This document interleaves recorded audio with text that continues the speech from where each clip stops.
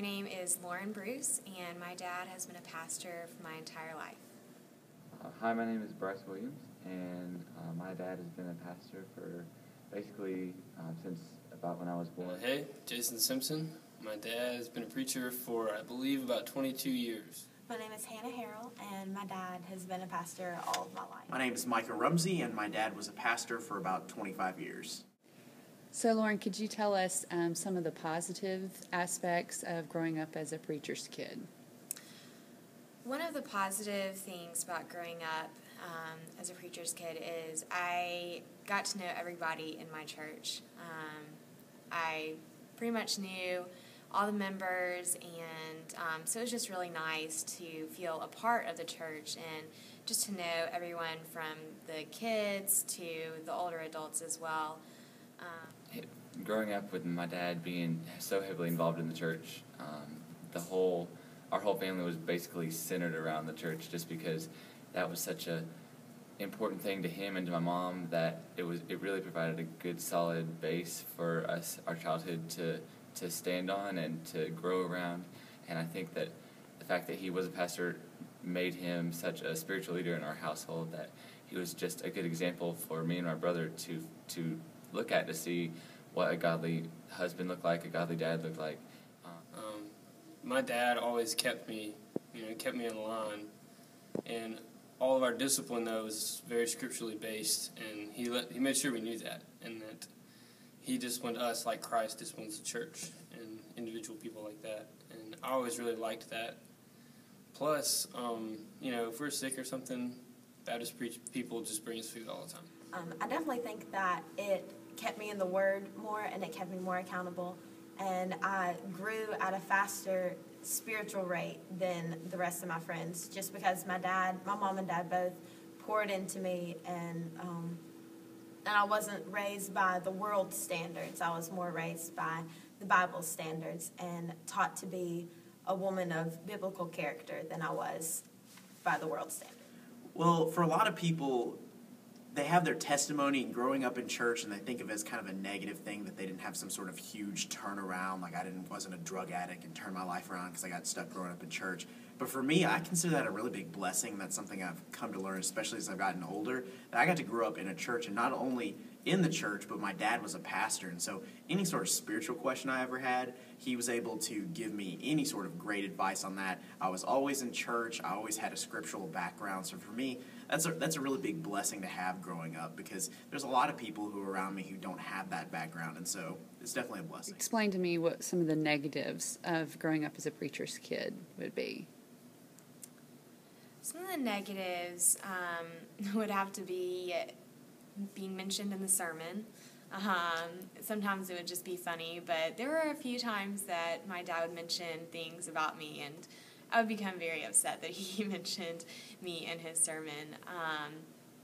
And I guess another negative would be just the pressure you feel, and the fact that everybody knows your business, and you feel like you have to please everyone as well. And also I think the biggest negative is just seeing the hard things that my dad has to go through being a pastor, and the problems that he has to deal with in the church. And it just sometimes angers me that the church can be like that, and that there's those problems in the church. And so it's definitely a negative thing, just knowing everything going on, and seeing the good and bad sides of the church. The only thing I would say that was negative would be, for example, has to do with my testimony and how I became a believer. When I was younger, around 6 years old, I raised my hand and got saved, quote unquote, but I never really actually meant it, and I realized that probably around the age of 12, but I never told anybody because I was kind of embarrassed, since I was a pastor's kid. I felt like it was expected of me to already be a perfect, Christian, and to already know everything that there is to know about Christianity. And I was scared to admit that I was not actually a Christian, and it took me until I was probably, I think 15. I was in the 9th grade when I finally just decided that the longer I wait, the harder it's going to get, and I just went for it. And I think besides that holding me back, I think that was really the only negative thing I would say from growing up as I did. Like I said, there are high standards, and I said I like that, but at the same time, I didn't like it all the time, because we have to watch our actions so much more closely. Like my little brother's on the baseball team, and how they raise money is through raffles. And for some people, raffles are a form of gambling, even though it's going to support the baseball team. And so we can't do things like that. We have to really analyze everything we do, and that got old a lot, especially. Obviously, there's some time things where, maybe your dad isn't there all the time because of that, but my dad made a great effort to be with family, always have time for family. But I can say that over the years being at some different churches, I did see some preachers' kids who struggle in life because, their dad was so focused on doing the church stuff that he kind of neglected the family stuff. And I saw kind of that split where you have the good preacher's kids and the bad preacher's kids, that stereotype. But it was really true because some kids really fell away from God because their parents were so focused on getting church stuff done. Do you feel like that your dad ever put his ministry above his family? Sometimes I did feel that way. If somebody called and was in the hospital or just had a death in the family, my dad put down whatever he was doing and went and visited that person or that family, and it didn't matter what we were doing as a family, he was going to go do that. And also just with his having to study and do a lot of preparation for his sermon, sometimes it would be difficult to spend time together as family because he would have to be preparing for his sermon. So sometimes I did feel that he would put it above our family and the time that we had together. My dad always put family first over the church, and he always felt like family was the most important thing, and by showing love to his family, he was also serving the church. Knowing that your dad was the pastor, did you ever feel any pressure of feeling like you had to be the perfect child or things along those lines?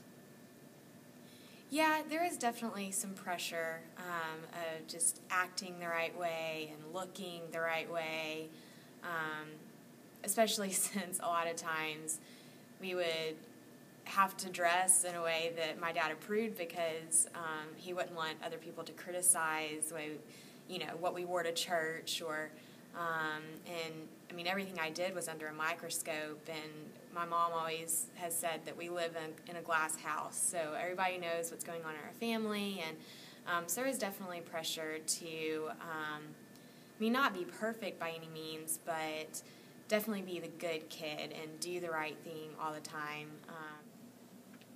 So is there anything else that you feel like you should share about being a preacher's kid that maybe I haven't asked or that you haven't covered? I really consider it a blessing. It's not something for everybody, I guess. It really depends on how well both your parents, both your dad is a pastor and your mom is a pastor's wife, how they treat your family, making sure they focus on the right things. In raising you, make sure they devote time to you, because really the only reason there's the bad apple preacher's kids is because the church, even though the church is very important, that's where all your focus should be in following Christ, making sure that you raise your family and devote time to being a godly parent. That's really what makes a good preacher's kid.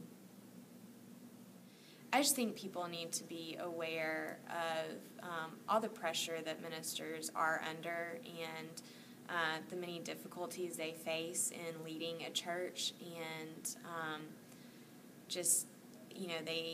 they may be under a lot of stress, and they work very, very hard at what they do, and I just think people need to be more aware of what all their job entails.